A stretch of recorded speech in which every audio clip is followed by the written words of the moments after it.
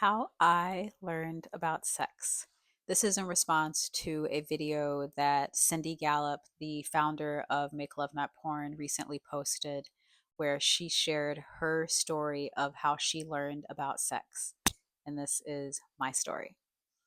I grew up in a deeply religious Baptist family.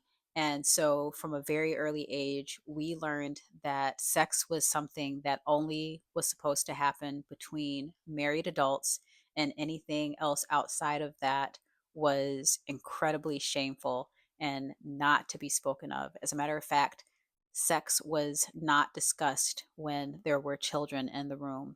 So much so that even when we would watch movies together as a family, if a sexy scene would come on the screen, all of the children would be ushered out of the room until the scene was over.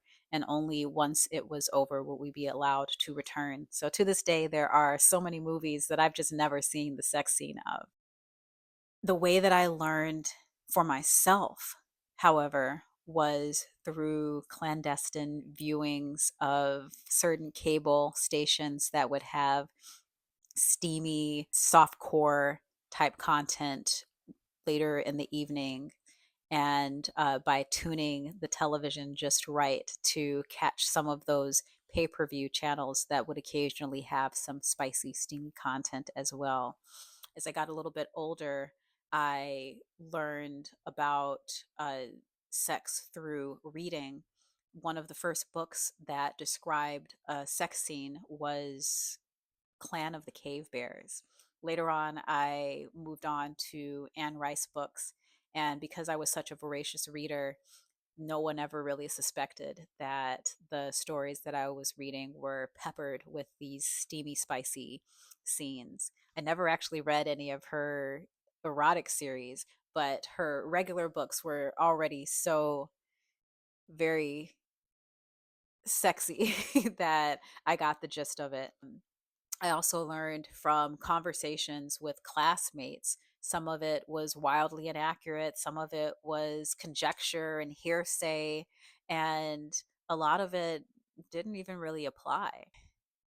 As I got older, I had to learn for myself through experimenting alone and with partners that I trusted about what pleasure and what actual embodiment of personal pleasure felt like in sexual situations. Because even as an adult, those were things that I couldn't consume in the content that was available.